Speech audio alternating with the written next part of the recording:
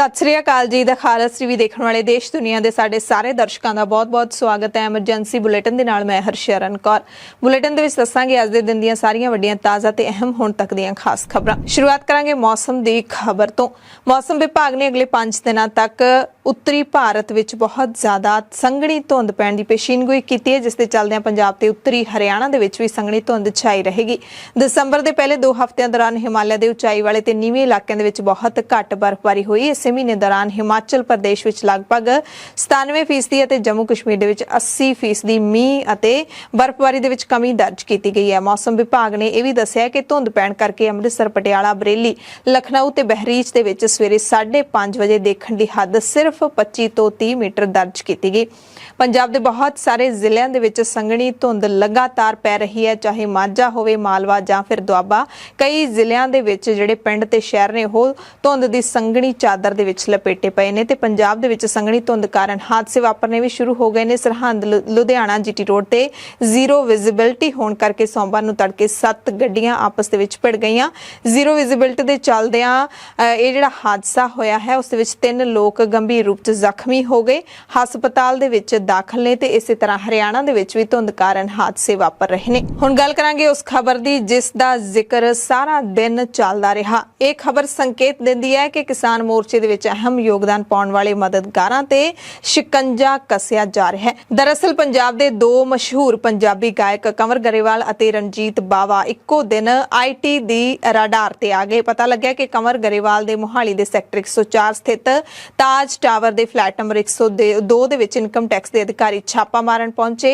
लगातार रेड की गई कई घंटिਆਂ तक। दूसरे पासे रणजीत बावा दे नाल जुड़ियां 4 ਥਾਵਾਂ ते भी IT दे वल्लों छापे मारे गए। कंवर गरेवाल ने किसानी अंदोलन दे विच वध चढ़ के खूब हिस्सा लिया सी। कुछ महीने पहला बंदी ਸਿੰਘਾਂ ते कंवर गरेवाल ने रिहाई गीत भी रिलीज किया सी, जिस ते YouTube ने बैन ला दिता सी।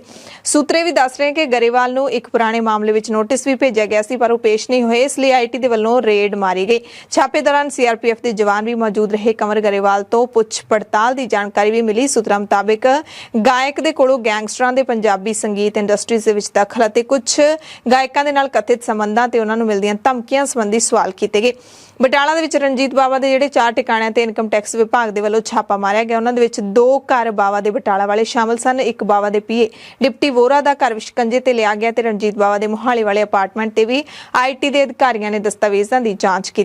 दरअसल गायकां ते गैंगस्टरां दे रिश्ते नूं लैके NIA भी जांच कर रही है। इस सिलसिले विच हो सकता है कि IT विभाग दे वल्लों गायकां दी फंडिंग ते जायदाद दी जांच की जा रही होवे। इस तो पहला पंजाबी गायकां अफसाना खान, जैनी जौल, मनकी रतौलखा ते दिलप्रीत ढिल्लों नूं भी NIA ने पुछगिछ दे लई सद्दिया सी। हुण तक ये सामने आ रहा है कि NIA ने उन्हां सारे गायकां दी सूची बनाई है जिन्हां ते उन्हां नूं गैंगस्टरां दे नाल रिश्ते होण दा शक है। NIA ने कई गैंगस्टरां तो पुछगिछ कीती सी, जिस तो बाद सामने आया सी कि पंजाबी म्यूजिक इंडस्ट्री दे विच अजिहे कई गायक ने जो गैंगस्टरां दी ब्लैक मनी नूं वाइट दे विच बदलदे ने। गैंगस्टरां दे कहण ते गाने लिखदे भी ने ते गाउंदे भी ने। सिद्धू मूसेवाले दे पिता बलकौर सिंह भी कई वारी ये दावा कर चुके ने कि सिद्धू मूसेवाले दी मौत दा कारण ही यही सी कि वो गैंगस्टरां दे दबाव हेठां काम नहीं करदा सी। ये भी इल्जाम लाया गया कि पंजाबी म्यूजिक इंडस्ट्री दे विच गैंगस्टरां दा बोलबाला है। हो सकदा है कि इन्हां सारे इल्जामां नूं खंगालण दे लई NIA ने अपनी जांच दे विच इनकम टैक्स विभाग नूं भी शामिल कर लिया होवे, क्योंकि इनकम टैक्स विभाग दी रिपोर्ट ही NIA दी जांच नूं अगे वधा सकदी है। पर इत्थे सवाल ये भी खड़ा हुंदा है कि जिहड़े गायकां कलाकारां नूं हुण तक रडार ते लिया गया उन्हां दा किरदार की है, उन्हां दी लिखत किहो जी है ते किसानी अंदोलन दे विच उन्हां दा की योगदान रहा है। खास करके जिन्हां दे घरां दे उत्ते 19 दसंबर नूं छापे मारे गए ने उन्हां दी जे गल कर लईए। पंजाबियत दे लई सदा खड़दे ने। इसे करके एजेंसियां दी कार्रवाई नूं लैके आम लोकां दे मनां दे विच भी सवाल उठ रहे ने। इस तो पहिलां 17 दसंबर नूं जलंधर दे विच NRI सम्मेलन होया सी, जिस दे विच कई NRI पंजाबियां ने कैबिनेट मंत्री कुलदीप सिंह धालीवाल नूं अपना दुखड़ा दस्सिया सी कि किसानी अंदोलन दे विच मदद करन दी वजह करके उन्हां नूं परेशानियां दा सामना करना पै रिहा है ते भारत सरकार वीज़ा देण दे विच देरी कर रही है। ਤੇ ਪੰਜਾਬ ਤੋਂ ਹੀ ਇੱਕ ਹੋਰ ਵੱਡੀ ਖਬਰ ਵਿਜੀਲੈਂਸ ਦੇ ਛਾਪਿਆਂ ਦੇ ਨਾਲ ਜੁੜੀ ਹੋਈ ਆਈ। ਆਈਟੀ ਤੋਂ ਇਲਾਵਾ ਵਿਜੀਲੈਂਸ ਦੀ ਟੀਮ ਨੇ ਸਾਬਕਾ ਮੁੱਖ ਮੰਤਰੀ ਕੈਪਟਨ ਅਮਰਿੰਦਰ ਸਿੰਘ ਦੇ ਨਜ਼ਦੀਕੀ ਭਰਤਿੰਦਰ ਸਿੰਘ ਚਾਲ ਦੇ ਕਈ ਟਿਕਾਣਿਆਂ ਤੇ ਛਾਪੇਮਾਰੀ ਕੀਤੀ। ਵਿਜੀਲੈਂਸ ਦੇ ਵੱਲੋਂ ਉਹਨਾਂ ਦੇ ਪੈਲੇਸ, ਮਾਲ, ਘਰ ਸਮੇਤ ਕਈ ਟਿਕਾਣਿਆਂ ਤੇ ਛਾਪੇ ਮਾਰੇ ਗਏ।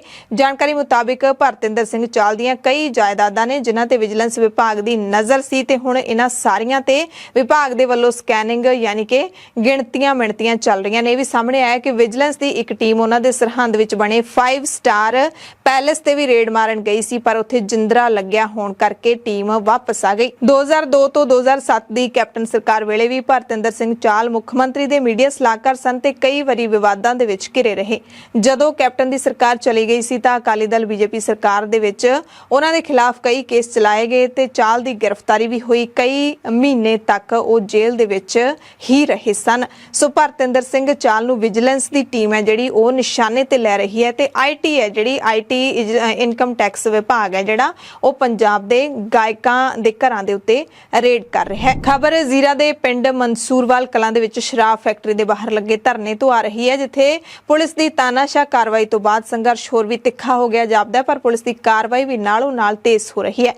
ਵੱਡੀ ਅਪਡੇਟ ਇਹ ਹੈ ਕਿ ਮੋਰਚੇ ਦੇ ਕਈ ਆਗੂਆਂ ਨੂੰ ਹਿਰਾਸਤ ਵਿੱਚ ਲਏ ਜਾਣ ਤੋਂ ਬਾਅਦ ਹੁਣ ਉਹਨਾਂ ਦੇ ਪਰਿਵਾਰਕ ਮੈਂਬਰਾਂ ਨੂੰ ਵੀ ਫੜਿਆ ਜਾ ਰਿਹਾ ਹੈ। ਇਹ ਦਾਅਵਾ ਕੀਤਾ ਹੈ ਮੋਰਚੇ ਤੇ ਬੈਠੇ ਲੋਕਾਂ ਨੇ ਤੇ ਕਿਸਾਨ ਜਥੇਬੰਦੀਆਂ ਵੀ ਖੁੱਲੇ ਤੌਰ ਤੇ ਹੁਣ ਇਸ ਮੋਰਚੇ ਦੀ ਹਮਾਇਤ ਦੇ ਵਿੱਚ ਉਤਰ ਆਈਆਂ ਨੇ। ਐਤਵਾਰ ਤੋਂ ਲੈ ਕੇ ਹੁਣ ਤੱਕ ਵੱਖ-ਵੱਖ ਜਥੇਬੰਦੀਆਂ ਦੀ ਅਗਵਾਈ ਦੇ ਵਿੱਚ ਵੱਡੀ ਗਿਣਤੀ ਵਿੱਚ ਕਿਸਾਨ ਇਸ ਮੋਰਚੇ ਦੀ ਹਮਾਇਤ ਵਿੱਚ ਪਹੁੰਚ ਗਏ ਨੇ। ਕਿਸਾਨ ਮਜ਼ਦੂਰ ਸੰਘਰਸ਼ ਕਮੇਟੀ ਦੇ ਸੂਬਾ ਜਨਰਲ ਸਕੱਤਰ ਸਰਵਣ ਸਿੰਘ ਪੰਧੇਰ ਨੇ ਜ਼ੀਰਾ ਮੋਰਚੇ ਤੋਂ ਫੜੇ ਗਏ ਆਗੂ ਛੱਡਣ ਦੀ ਮੰਗ ਕੀਤੀ ਹੈ ਤੇ ਨਾਲ ਹੀ ਸਰਕਾਰ ਨੂੰ ਚੇਤਾਵਨੀ ਦਿੰਦਿਆਂ ਕਿਹਾ ਕਿ ਅੰਦੋਲਨ ਖਿਲਾਫ ਭੁਗਤਣ ਦੀ ਬਜਾਏ ਸਰਕਾਰ ਨੂੰ ਮੰਗਾਂ ਹੱਲ ਕਰਨ ਤੇ ਧਿਆਨ ਦੇਣਾ ਚਾਹੀਦਾ ਹੈ। ਤੇ ਚੇਤਾਵਨੀ ਦਿੰਦਿਆਂ ਉਹਨਾਂ ਇਹ ਵੀ ਕਿਹਾ ਕਿ ਪਹਿਲਾਂ ਅਜਿਹੇ ਹੁਕਮ ਤਾਨਾਸ਼ਾਹ ਜਾਰੀ ਕਰਦੇ ਸੀ, ਮਨੁੱਖੀ ਹੱਕਾਂ ਦਾ ਘਾਣ ਕਰਦੇ ਸੀ, ਪਰ ਹੁਣ ਇਹ ਕੰਮ ਸਰਕਾਰਾਂ ਖੁਦ ਹੀ ਕਰ ਦਿੰਦੀਆਂ ਨੇ। ਪਰ ਇਸ ਵਾਰੀ ਲੋਕ ਚੁੱਪ ਨਹੀਂ ਬੈਠਣਗੇ। ਪੰਧੇਰ ਨੇ ਲੋਕਾਂ ਨੂੰ ਵੱਡੀ ਗਿਣਤੀ ਵਿੱਚ ਇਸ ਮੋਰਚੇ ਤੇ ਪਹੁੰਚਣ ਦੀ ਅਪੀਲ ਵੀ ਕੀਤੀ ਹੈ। ਇਸ ਤੋਂ ਪਹਿਲਾਂ ਕਿਸਾਨ ਲੀਡਰ ਜਗਜੀਤ ਸਿੰਘ ਡੱਲੇਵਾਲ ਵੀ ਇਹ ਅਪੀਲ ਸਾਰਿਆਂ ਨੂੰ ਕਰ ਚੁੱਕੇ ਨੇ। ਕਿਰਤੀ ਕਿਸਾਨ ਯੂਨੀਅਨ ਵੀ ਇੱਥੇ ਪਹੁੰਚ ਚੁੱਕੀ ਹੈ ਤੇ ਗੁਰਾਹਾਂ ਜਥੇਬੰਦੀ ਨੇ ਵੀ ਕਿਸਾਨਾਂ ਨੂੰ ਘਰਾਂ ਚੋਂ ਨਿਕਲਣ ਦਾ ਸੱਦਾ ਦਿੱਤਾ ਹੈ, ਜ਼ੀਰੇ ਪਹੁੰਚਣ ਦਾ ਸੱਦਾ ਦਿੱਤਾ ਹੈ। ਸੋ ਆਉਣ ਵਾਲੇ ਦਿਨਾਂ ਦੇ ਵਿੱਚ ਇੱਥੇ ਜਿਹੜਾ ਸੰਘਰਸ਼ ਹੈ ਉਹ ਹੋਰ ਵੀ ਤਿੱਖਾ ਹੋ ਸਕਦਾ ਹੈ। ਹਾਲਾਂਕਿ 20 ਦਸੰਬਰ ਨੂੰ ਸੁਣਵਾਈ ਹੋਣੀ ਹੈ, ਯਾਨੀ ਕਿ ਮੰਗਲਵਾਰ ਨੂੰ ਇਸ ਕੇਸ ਦੇ ਵਿੱਚ ਸੁਣਵਾਈ ਵੀ ਹੋ ਰਹੀ ਹੈ ਪੰਜਾਬ ਹਰਿਆਣਾ ਹਾਈ ਕੋਰਟ ਦੇ ਵਿੱਚ। ਤੇ ਹਾਈ ਕੋਰਟ ਨੇ ਇਹ ਆਰਡਰ ਵੀ ਦਿੱਤੇ ਹੋਏ ਨੇ ਪੰਜਾਬ ਸਰਕਾਰ ਨੂੰ ਕਿ 20 ਦਸੰਬਰ ਦੀ ਸੁਣਵਾਈ ਤੋਂ ਪਹਿਲਾਂ ਇੱਥੋਂ ਧਰਨਾਕਾਰੀਆਂ ਨੂੰ ਹਟਾਇਆ ਜਾਵੇ। ਇਸ ਕਰਕੇ ਮਾਮਲਾ ਜਿਹੜਾ ਉਹ ਥੋੜਾ ਭਖਦਾ ਜਾ ਰਿਹਾ ਹੈ। ਲੋਕਾਂ ਨੂੰ ਕੁੱਟਣ 'ਚ ਕਾਮਯਾਬ ਰਹੀ, ਹੋਰਨਾਂ ਥਾਵਾਂ ਤੇ ਵੀ ਇਹ ਡਾਂਗ ਸੋਟਾ ਲੈ ਕੇ ਆਉਣਗੇ। ਤੋ ਇਸ ਕਰਕੇ ਜੀਰਾ ਫੈਕਟਰੀ ਮੋਰਚੇ ਨੂੰ ਮਜ਼ਬੂਤ ਕਰਨ ਦੀ ਲੋੜ ਹੈਗੀ ਆ। ਕੱਲ ਅਸੀਂ ਪੂਰੇ ਪੰਜਾਬ ਵਿੱਚ ਭਗਵੰਤ ਦੇ ਪੈਰਾਂ ਥੱਲੇ ਅੱਗ ਮਚਾਈ ਆ। ਸਾਡੇ ਕੋਈ ਤਕਰੀਬਨ ਸਾਰੇ ਸਾਡੇ ਹੀ ਨੇ ਕਿਸਾਨ ਮਜ਼ਦੂਰ, ਲਗਭਗ ਜਥੇਬੰਦੀ ਦੇ ਘੇਰੇ ਤੋਂ 13-14 ਆਗੂ ਗ੍ਰਿਫਤਾਰੀਆਂ ਹੋਈਆਂ ਨੇ। ਅੱਜ ਵੱਡੇ ਪੱਧਰ ਤੇ ਤੜਕਸਾਰ ਕਿਸਾਨਾਂ ਨੂੰ ਉੱਥੇ ਵਾੜਿਆ ਵਾ ਮੋਰਚੇ ਦੇ ਵਿੱਚ ਵੀ ਤਗੜੇ ਹੋ ਕੇ ਮੋਰਚੇ ਨੂੰ ਕਾਮਯਾਬ ਕਰੀਏ। ਇਹਦੇ ਬਾਵਜੂਦ ਕਿਉਂਕਿ ਪੂਰੇ ਪੰਜਾਬ ਵਿੱਚ 18 ਟੋਲ ਪਲਾਜ਼ਿਆਂ ਤੇ 9 ਡੀਸੀ ਦਫ਼ਤਰਾਂ ਵਿੱਚ ਮੋਰਚੇ ਲੱਗੇ ਹੋਏ ਆ। ਤਾਕਤ ਪੂਰੀ ਪੰਜਾਬ ਸਰਕਾਰ ਦੇ ਖਿਲਾਫ ਸੰਘਰਸ਼ਰਤ ਆ। ਇਸ ਤਣਾਅ ਦਰਮਿਆਨ ਫਿਰੋਜ਼ਪੁਰ ਦੀ ਐਸਐਸਪੀ ਕੰਵਰਦੀਪ ਕੌਰ ਨੇ ਸੋਮਵਾਰ ਨੂੰ ਫਿਰ ਸਪਸ਼ਟੀਕਰਨ ਦਿੱਤਾ। ਵੱਡਾ ਦਾਅਵਾ ਕਰਦਿਆਂ ਐਸਐਸਪੀ ਨੇ ਕਿਹਾ ਕਿ ਕਿਸੇ ਨੂੰ ਵੀ ਧਰਨੇ ਵਾਲੀ ਥਾਂ ਤੇ ਜਾਣ ਤੋਂ ਰੋਕਿਆ ਹੀ ਨਹੀਂ ਜਾ ਰਿਹਾ, ਸਿਰਫ ਪੁਲਿਸ ਦਾ ਰਾਹ ਰੋਕਣ ਵਾਲਿਆਂ ਨੂੰ ਗ੍ਰਿਫਤਾਰ ਕੀਤਾ ਗਿਆ। ਹੁਣ ਤੱਕ 46 ਲੋਕਾਂ ਦੀ ਗ੍ਰਿਫਤਾਰੀ ਹੋਈ ਹੈ ਤੇ ਸਾਰੀ ਕਾਰਵਾਈ ਹਾਈ ਕੋਰਟ ਦੇ ਹੁਕਮਾਂ ਤੇ ਹੋ ਰਹੀ ਹੈ। ਹੋਰ ਤਾਂ ਹੋਰ ਪੁਲਿਸ ਨੇ ਐਤਵਾਰ ਨੂੰ ਧਰਨਾਕਾਰੀਆਂ ਤੇ ਲਾਠੀ ਚਾਰਜ ਕਰਨ ਤੋਂ ਵੀ ਇਨਕਾਰ ਕਰ ਦਿੱਤਾ। ਹਾਲਾਂਕਿ ਇਹ ਵੀ ਦੱਸਿਆ ਕਿ ਇਸ ਵਕਤ ਫੈਕਟਰੀ ਤੋਂ 300 ਮੀਟਰ ਘੇਰੇ ਦੇ ਅੰਦਰ ਦਫਾ 144 ਲਾਗੂ ਹੈ। ਜਿਹੜਾ ਵੀ ਮੇਨ ਧਰਨੇ ਵਿੱਚ ਜਿਹੜੀ ਪਬਲਿਕ ਜਾ ਰਹੀ ਹੈ ਉਹਨਾਂ ਲਈ ਕਿਸੇ ਵੀ ਤਰ੍ਹਾਂ ਦੀ ਰੁਕਾਵਟ ਨਹੀਂ ਹੈ। ਅਸੀਂ ਵੀਡੀਓ ਦੇ ਰਾਹੀਂ ਵੀ ਅਸੀਂ ਮੈਸੇਜ ਪਾਇਆ, ਅਸੀਂ ਆਲੇ ਦੁਆਲੇ ਦੇ ਪਿੰਡਾਂ 'ਚ ਅਨਾਉਂਸਮੈਂਟ ਵੀ ਕਰਾਈ ਹੈ ਤੇ ਇਹਦਾ ਸਬੂਤ ਵੀ ਇਹ ਹੈ ਕਿ ਕੱਲ ਧਰਨੇ ਵਿੱਚ 250 ਤੋਂ 300 ਦੇ ਉੱਪਰ ਲੋਕ ਸੀ। ਧਰਨੇ ਦੇ ਵਿੱਚੋਂ ਆਪ ਧਰਨਾਕਾਰੀਆਂ ਨੇ ਵੀਡੀਓਜ਼ ਵੀ ਫੇਸਬੁੱਕ ਤੇ ਵਾਇਰਲ ਕੀਤੀਆਂ ਸੀ ਕਿ ਲੋਕਾਂ ਦੀ ਉੱਥੇ ਪਹੁੰਚਣ 'ਚ ਕੋਈ ਰੁਕਾਵਟ ਨਹੀਂ ਹੈ। ਸਿਰਫ ਜਿਨ੍ਹਾਂ ਨੇ ਪੁਲਿਸ ਦੀ ਗੱਡੀਆਂ ਨੂੰ ਰੋਕਿਆ ਗਿਆ ਸੀ ਉਹਨਾਂ ਨੂੰ ਅਸੀਂ ਅਰੈਸਟ ਕੀਤਾ ਹੈ ਤੇ ਉਹ ਬੰਦੇ ਜਿਹੜੇ ਹੈ ਅਸੀਂ ਅਰੈਸਟ ਕਰਕੇ ਉਹਨਾਂ ਨੂੰ FIR ਉਹਨਾਂ ਤੇ ਬੁੱਕ ਕੀਤੀ ਹੈ ਕਿਉਂਕਿ ਪੁਲਿਸ ਦੀ ਡਿਊਟੀ 'ਚ ਉਹਨਾਂ ਨੇ ਵਿਘਨ ਪਾਇਆ ਸੀ। ਇਹ ਮੈਂ ਕਲੀਅਰ ਕਰਨਾ ਚਾਹੁੰਦੀ ਸੀ ਤਾਂ ਕਿ ਕਿਸੇ ਵੀ ਤਰ੍ਹਾਂ ਦੀ ਅਫਵਾਹਾਂ ਤੇ ਰੂਮਰ ਨਾ ਫੈਲਣ। ਸੋ ਇੱਕ ਪਾਸੇ ਜਿੱਥੇ ਪੁਲਿਸ ਲਾਠੀਚਾਰਜ ਤੋਂ ਇਨਕਾਰ ਕਰ ਰਹੀ ਹੈ, ਉੱਥੇ ਹੀ ਮੋਰਚੇ ਦੇ ਵਿੱਚ ਮੌਜੂਦ ਨੌਜਵਾਨ ਲੀਡਰ ਲੱਖਾ ਸਿੰਘ ਸਿਧਾਣਾ ਨੇ ਲਾਠੀਚਾਰਜ ਦੀ ਪੁਸ਼ਟੀ ਕਰਦਿਆਂ ਦੱਸਿਆ ਕਿ ਐਤਵਾਰ ਨੂੰ ਪੁਲਿਸ ਨੇ ਬਜ਼ੁਰਗਾਂ ਤੇ ਬੀਬੀਆਂ ਨੂੰ ਵੀ ਜੇਲ੍ਹਾਂ ਦੇ ਵਿੱਚ ਡੱਕ ਦਿੱਤਾ। ਲੱਖੇ ਨੇ ਭਾਵੁਕ ਅਪੀਲ ਕਰਦਿਆਂ ਪੰਜਾਬੀਆਂ ਨੂੰ ਆਪਣੀਆਂ ਜਾਨਾਂ ਬਚਾਉਣ ਦੇ ਲਈ ਇਸ ਮੋਰਚੇ ਵਿੱਚ ਡਟਣ ਦਾ ਵੀ ਸੱਦਾ ਦਿੱਤਾ ਤੇ ਕਿਹਾ ਕਿ ਜੇ ਹੁਣ ਨਾ ਅੜੇ ਤਾਂ ਪੰਜਾਬ ਬੰਜਰ ਹੋ ਜਾਏਗਾ। ਜੇ ਅੱਜ ਇੱਥੇ ਖੜ ਗਏ ਤਾਂ ਬਚ ਜਾਵਾਂਗੇ, ਨਹੀਂ ਤਾਂ ਜ਼ਹਿਰੀਲਾ ਪਾਣੀ ਪੀ ਕੇ ਕੈਂਸਰ ਨਾਲ ਤਾਂ ਮਰਨਾ ਹੀ ਹੈ।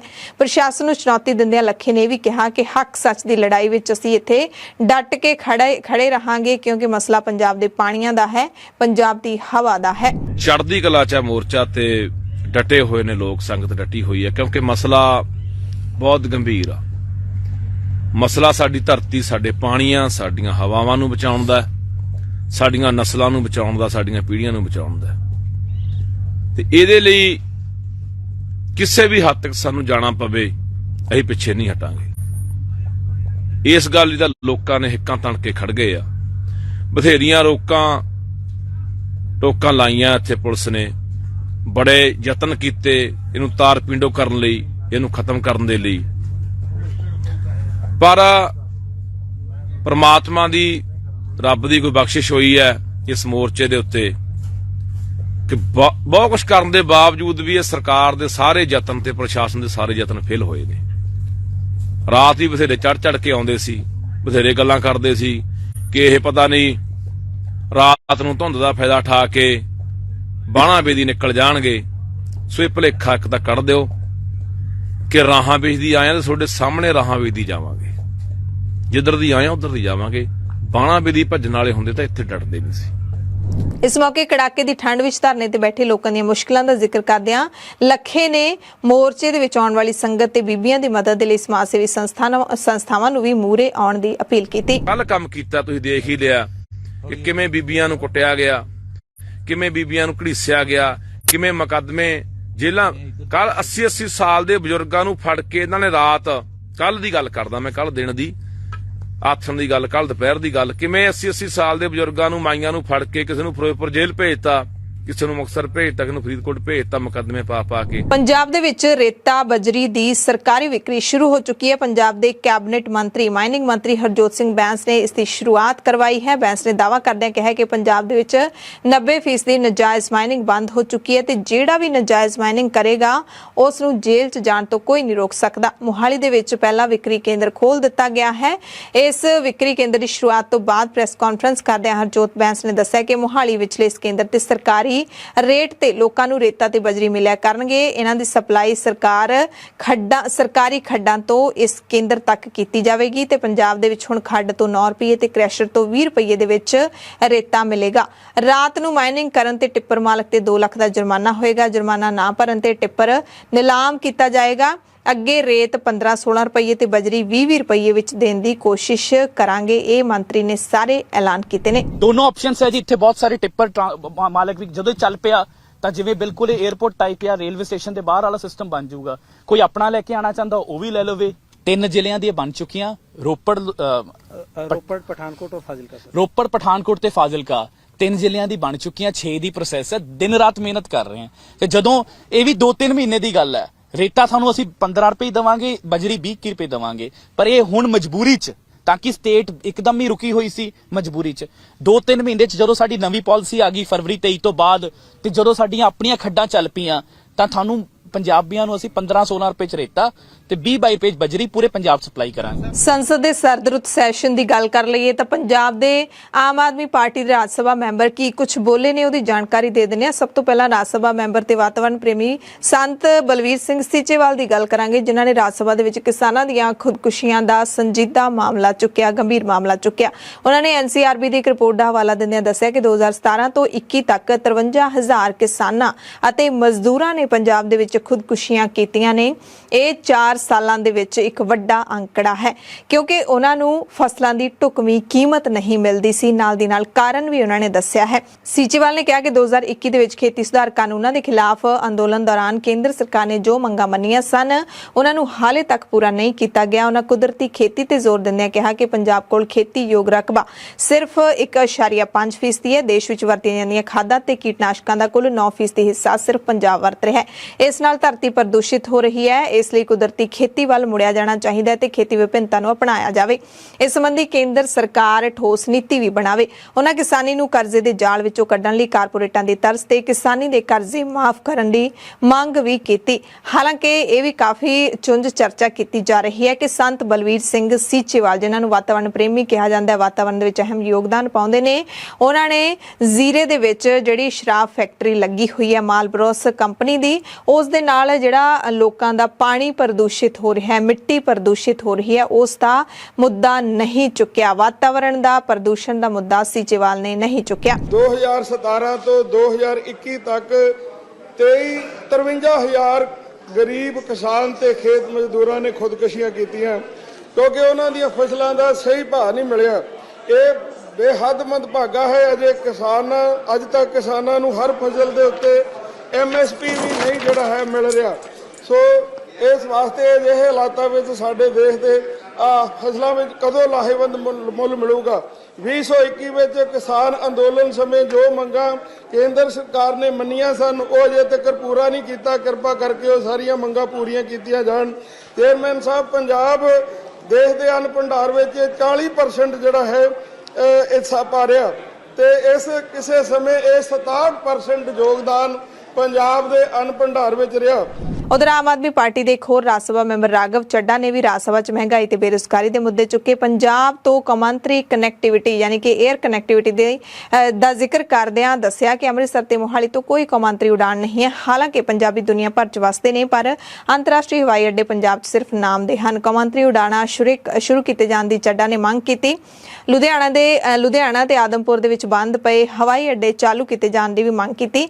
ਕਾਰਪੋਰੇਟ ਸੈਕਟਰਾਂ ਨੂੰ ਦਿੱਤੀਆਂ ਸਹੂਲਤਾਂ ਸੰਬੰਧੀ ਤਿੱਖੇ ਸਵਾਲ ਕੇਂਦਰ ਸਰਕਾਰ ਨੂੰ ਪੁੱਛਦਿਆਂ ਕਿਹਾ ਕਿ ਸਰਕਾਰ ਨੇ ਕਿਹਾ ਸੀ ਕਿ ਨਿਵੇਸ਼ ਵਧੂਗਾ ਕਾਰਪੋਰੇਟ ਸੈਕਟਰਾਂ ਨੂੰ ਦਿੱਤੀਆਂ ਸਹੂਲਤਾਂ ਦੇ ਨਾਲ, ਪਰ ਕੋਈ ਵਾਧਾ ਨਹੀਂ ਹੋਇਆ, ਸਗੋਂ ਘਾਟਾ ਹੀ ਹੋਇਆ। ਸਰਕਾਰ ਨੇ ਕਿਹਾ ਸੀ ਰੁਜ਼ਗਾਰ ਪੈਦਾ ਹੋਊਗਾ ਪਰ ਕੋਈ ਫਰਕ ਨਹੀਂ ਪਿਆ। ਚੀਜ਼ਾਂ ਸਸਤੀਆਂ ਹੋਣ ਦਾ ਦਾਅਵਾ ਵੀ ਕੀਤਾ ਗਿਆ ਸੀ ਪਰ ਮਹਿੰਗਾਈ ਦਰ 30 ਸਾਲਾਂ ਦੇ ਵਿੱਚ ਸਭ ਤੋਂ ਵੱਧ ਹੈ। ਰੁਪਈਏ ਦੀ ਡਿੱਗ ਰਹੀ ਕੀਮਤ ਨੂੰ ਭਾਰਤ ਦੀ ਅਰਥ ਵਿਵਸਥਾ ਨੂੰ ਲੱਗੀ ਹੋਈ ਬਿਮਾਰੀ ਦੱਸਿਆ ਅਤੇ ਇਹ ਵੀ ਜ਼ਿਕਰ ਕੀਤਾ ਕਿ 2014 ਦੇ ਵੇਲੇ $1 US ਡਾਲਰ 60 ਰੁਪਈਆਂ ਦਾ ਹੁੰਦਾ ਸੀ ਪਰ ਅੱਜ 82 ਰੁਪਈਏ ਦਾ ਹੋ ਗਿਆ। ਰੁਪਈਆ ਇਸ ਕਦਰ ਕਮਜ਼ੋਰ ਹੋ ਗਿਆ। ਸੋ ਦੋਵਾਂ ਹੀ ਰਾਜ ਸਭਾ ਮੈਂਬਰਾਂ ਨੇ ਜ਼ੀਰਾ ਦਾ ਜਿਹੜਾ ਮਨਸੂਰਵਾਲ ਕਲਾਂ ਵਾਲਾ ਮੁੱਦਾ ਹੈ ਉਹ ਵੀ ਨਹੀਂ ਚੁੱਕਿਆ ਰਾਜ ਸਭਾ ਦੇ ਵਿੱਚ ਅਤੇ ਨਾ ਹੀ ਜਿਹੜਾ ਹੈਗਾ ਲਤੀਫਪੁਰਾ ਦੇ ਵਿੱਚ ਉਜਾੜੇ ਹੋਏ ਲੋਕ ਨੇ ਉਹਨਾਂ ਦਾ ਮੁੱਦਾ ਚੁੱਕਿਆ। ਸਾਬਕਾ ਮੁੱਖ ਮੰਤਰੀ ਚਰਨਜੀਤ ਸਿੰਘ ਚੰਨੀ ਲਗਭਗ 1 ਸਾਲ ਬਾਅਦ ਵਿਦੇਸ਼ ਤੋਂ ਪਰਤ ਆਏ ਨੇ। ਉਮੀਦ ਹੈ ਕਿ ਚੰਨੀ ਕਾਂਗਰਸ ਦੇ ਸੀਨੀਅਰ ਲੀਡਰ ਰਾਹੁਲ ਗਾਂਧੀ ਵੱਲੋਂ ਕੱਢੀ ਜਾ ਰਹੀ ਭਾਰਤ ਜੋੜੋ ਯਾਤਰਾ ਦੇ ਵਿੱਚ ਸ਼ਾਮਿਲ ਹੋਣਗੇ। ਇਹ ਯਾਤਰਾ 10 ਜਨਵਰੀ ਦੇ ਨੇੜੇ ਤੇੜੇ ਪੰਜਾਬ 'ਚ ਦਾਖਲ ਹੋਏਗੀ। ਭਾਵੇਂ ਚੰਨੀ ਪਿਛਲੇ ਹਫ਼ਤੇ ਭਾਰਤ ਪਰਤ ਆਏ ਸੀ ਪਰ ਚੰਨੀ ਦੀਆਂ ਕਾਂਗਰਸ ਪ੍ਰਧਾਨ ਮਲਿਕਾ ਅਰਜਨ ਖੜਗੇ ਤੇ ਪ੍ਰਿਯੰਕਾ ਗਾਂਧੀ ਦੇ ਨਾਲ ਦਿੱਲੀ ਵਿੱਚ ਹੋਈਆਂ ਮੀਟਿੰਗਾਂ ਦੀਆਂ ਤਸਵੀਰਾਂ ਹੁਣ ਸਾਹਮਣੇ ਆਈਆਂ ਨੇ। ਸੂਤਰਾਂ ਮੁਤਾਬਿਕ ਚੰਨੀ ਨੂੰ ਪਾਰਟੀ 'ਚ ਕੋਈ ਵੱਡੀ ਜ਼ਿੰਮੇਵਾਰੀ ਮਿਲ ਸਕਦੀ ਹੈ। ਅਗਲੇ ਦਿਨਾਂ ਦੇ ਵਿੱਚ ਇਹਨਾਂ ਦੇ ਪੰਜਾਬ ਪਰਤਣ ਦੀ ਸੰਭਾਵਨਾ ਹੈ। ਹਾਲਾਂਕਿ ਜਿਸ ਤਰੀਕੇ ਦੇ ਨਾਲ ਪੰਜਾਬ 'ਚ ਛਾਪੇ ਰੇਡ ਚੱਲ ਰਹੀਆਂ ਨੇ, ਸੂਤਰਾਂ ਮੁਤਾਬਿਕ ਵਿਜੀਲੈਂਸ ਬਿਊਰੋ ਦੀ ਕਾਰਵਾਈ ਕਰਕੇ ਸਾਬਕਾ ਮੁੱਖ ਮੰਤਰੀ ਦੀ ਚਿੰਤਾ ਵੱਧ ਸਕਦੀ ਹੈ। ਵਿਜੀਲੈਂਸ ਉਹਨਾਂ ਦੇ ਭਤੀਜੇ ਨਾਲ ਜੁੜੇ ਗੈਰ ਕਾਨੂੰਨੀ ਖਨਨ ਮਾਮਲੇ ਦੇ ਵਿੱਚ ਉਹਨਾਂ ਤੋਂ ਪੁੱਛਗਿੱਛ ਕਰ ਸਕਦੀ ਹੈ। ਪੰਜਾਬ ਦੇ ਜਲੰਧਰ ਸ਼ਹਿਰ ਦੇ ਵਿੱਚ ਪੁਲਿਸ ਨੇ ਸਖਤੀ ਸ਼ੁਰੂ ਕਰ ਦਿੱਤੀ ਹੈ। ਲਤੀਫਪੁਰਾ ਦੇ ਵਿੱਚ ਬੁਲਟ ਮੋਟਰਸਾਈਕਲ ਨਾਲ ਪਟਾਖੇ ਚਲਾਉਣ ਵਾਲਿਆਂ ਤੇ ਸ਼ਿਕੰਜਾ ਕੱਸਿਆ ਗਿਆ। ਲਤੀਫਪੁਰਾ ਨੇੜੇ 3 ਨੌਜਵਾਨ ਬੁਲਟ ਮੋਟਰਸਾਈਕਲ ਦੇ ਪਟਾਖੇ ਵਜਾ ਕੇ ਹੁੱਲੜਬਾਜ਼ੀ ਕਰ ਰਹੇ ਸਨ। ਜਦੋਂ ਪੁਲਿਸ ਨੇ ਰੋਕਿਆ ਤਾਂ ਇਹਨਾਂ ਨੇ ਪੁਲਿਸ ਮੁਲਾਜ਼ਮਾਂ ਦੇ ਨਾਲ ਬਦਸਲੂਕੀ ਕਰਨੀ ਸ਼ੁਰੂ ਕਰ ਦਿੱਤੀ। ਇਹ ਦੇਖ ਕੇ ਮਾਹੌਲ ਗਰਮ ਹੋ ਗਿਆ ਤੇ ਨੌਜਵਾਨਾਂ ਨੇ ਪੁਲਿਸ ਨਾਲ ਧੱਕਾ ਮੁੱਕੀ ਕਰਨੀ ਸ਼ੁਰੂ ਕਰ ਦਿੱਤੀ। ਜਦੋਂ ਪੁਲਿਸ ਇਹਨਾਂ ਨੂੰ ਥਾਣੇ ਲਿਜਾਣ ਦੇ ਲਈ ਕਾਰ 'ਚ ਬਿਠਾ ਰਹੀ ਸੀ ਤਾਂ ਦੋਵਾਂ ਧਿਰਾਂ ਦੀ ਫੇਰ ਝੜਪ ਹੋ ਗਈ। ਤਿੰਨੇ ਨੌਜਵਾਨ ਬੁਲਟ ਮੋਟਰਸਾਈਕਲ ਤੇ ਲਤੀਫਪੁਰਾ ਰੋਡ ਤੇ ਹੰਗਾਮਾ ਕਰ ਰਹੇ ਸਨ। ਤਿੰਨਾਂ ਨੂੰ ਰਾਉਂਡ ਅਪ ਕਰਕੇ ਜਾਂਚ ਦੇ ਲਈ ਥਾਣੇ ਲਿਜਾਇਆ ਗਿਆ। 1984 ਸਿੱਖ ਨਸਲਕੁਸ਼ੀ ਦੇ ਵਿੱਚ ਮੁੱਖ ਮੁਲਜ਼ਮ ਵਜੋਂ ਸਮਝੇ ਜਾਂਦੇ ਜਗਦੀਸ਼ ਟਾਈਟਲਰ ਦਾ ਇੱਕ ਵੱਡਾ ਬਿਆਨ ਸਾਹਮਣੇ ਆਇਆ ਹੈ। ਟਾਈਟਲਰ ਨੇ ਕਿਹਾ ਕਿ ਮੇਰੇ ਖਿਲਾਫ ਕੋਈ ਪਰਚਾ ਨਹੀਂ ਹੈ, ਦਾਅਵਾ ਕੀਤਾ। ਕਹਿੰਦੇ ਮੈਨੂੰ CBI ਨੇ ਕਲੀਨ ਚਿੱਟ ਦੇ ਦਿੱਤੀ ਹੈ ਤੇ ਲੋਕ ਸਿੱਖ ਕਤਲੇਆਮ ਨੂੰ ਲੈ ਕੇ ਸਿਰਫ ਸਿਆਸਤ ਕਰ ਰਹੇ ਨੇ। ਦਰਅਸਲ ਭਾਰਤ ਜੋੜੋ ਯਾਤਰਾ ਦੀਆਂ ਤਿਆਰੀਆਂ ਨੂੰ ਲੈ ਕੇ ਸੋਮਵਾਰ ਨੂੰ ਯਾਨੀ ਕਿ 19 ਦਸੰਬਰ ਨੂੰ ਦਿੱਲੀ ਦਫ਼ਤਰ ਦੇ ਵਿੱਚ ਪਾਰਟੀ ਦੀ ਮੀਟਿੰਗ ਬੁਲਾਈ ਗਈ ਸੀ। ਇਸ ਮੀਟਿੰਗ ਦੇ ਵਿੱਚ ਟਾਈਟਲਰ ਵੀ ਪਹੁੰਚਿਆ ਸੀ ਤੇ ਇਸ ਮੌਕੇ ਜਦੋਂ ਟਾਈਟਲਰ ਨੂੰ ਇਹ ਸਵਾਲ ਪੁੱਛਿਆ ਗਿਆ ਤਾਂ ਟਾਈਟਲਰ ਨੇ ਕਿਹਾ ਸਿੱਖ ਕਤਲੇਆਮ ਨੂੰ ਲੈ ਕੇ ਜਿਹੜਾ ਸਵਾਲ ਪੁੱਛਿਆ ਗਿਆ ਕਿ ਮੇਰੇ ਵਿਰੁੱਧ ਕੋਈ ਪਰਚਾ ਹੈ, ਸੀਬੀਆਈ ਨੇ ਮੈਨੂੰ ਹਰੀ ਝੰਡੀ ਦੇ ਦਿੱਤੀ ਹੈ, ਕੁਝ ਲੋਕ ਸਿਰਫ ਸਿਆਸਤ ਕਰ ਰਹੇ ਨੇ ਤੇ ਇਹ ਵੀ ਦਾਅਵਾ ਕੀਤਾ ਕਿ ਭਾਰਤ ਜੋੜੋ ਯਾਤਰਾ ਦੇ ਵਿੱਚ ਮੈਂ ਸ਼ਾਮਿਲ ਹੋਵਾਂਗਾ ਤੇ ਆਖਰੀ ਸਾਹ ਤੱਕ ਪਾਰਟੀ ਦੇ ਨਾਲ ਰਹਾਂਗਾ। ਸੋ ਜਦੋਂ ਵੀ ਟਾਈਟਲਰ ਆਪਣੀ ਪਾਰਟੀ ਦੇ ਕਿਸੇ ਵੀ ਪ੍ਰੋਗਰਾਮ ਦੇ ਵਿੱਚ ਸ਼ਾਮਿਲ ਹੋਇਆ ਤਾਂ ਉਹ ਖਬਰ ਹੈ ਜਿਹੜੀ ਉਹ ਕੌਮੀ ਪੱਧਰ ਦੀ ਖਬਰ ਬਣਦੀ ਰਹੀ ਹੈ ਤੇ ਇਸ ਦਾ ਸਿੱਖ ਲੀਡਰ ਅਤੇ ਸਿੱਖ ਭਾਈਚਾਰਾ ਹਮੇਸ਼ਾ ਵਿਰੋਧ ਕਰਦਾ ਰਿਹਾ ਤੇ ਕਾਂਗਰਸ ਪਾਰਟੀ ਕਤਲੇਆਮ ਦੇ ਇਲਜ਼ਾਮਾਂ ਦੇ ਵਿੱਚ ਘਿਰਦੀ ਰਹੀ ਹੈ। ਭਾਰਤ ਜੋੜੋ ਯਾਤਰਾ ਦੇ ਵਿੱਚ ਜੇ ਟਾਈਟਲਰ ਹੁਣ ਸ਼ਾਮਿਲ ਹੋਵੇਗਾ ਫਿਰ ਵੀ ਕਾਂਗਰਸ ਪਾਰਟੀ ਦੀ ਨੀਅਤ ਦੇ ਉੱਤੇ ਸਵਾਲ ਤਾਂ ਜ਼ਰੂਰ ਉੱਠਣਗੇ। ਐਮਰਜੈਂਸੀ ਬੁਲੇਟਿਨ ਦੇ ਵਿੱਚ ਇੱਥੇ ਤੁਹਾਡੇ ਸਭ ਤੋਂ ਇਜਾਜ਼ਤ ਚਾਹੁੰਦੇ ਹਾਂ। ਥੋੜੇ ਸਮੇਂ ਤੱਕ ਪੰਜਾਬ ਭਰ ਅਤੇ ਦੁਨੀਆ ਭਰ ਦੀਆਂ ਸਾਰੀਆਂ ਵੱਡੀਆਂ ਖਬਰਾਂ ਦੇ ਇੱਕ ਪੂਰੇ ਬੁਲੇਟਿਨ ਦੇ ਨਾਲ ਛੇਤੀ ਤੁਹਾਨੂੰ ਮਿਲਾਂਗੇ। ਧੰਨਵਾਦ।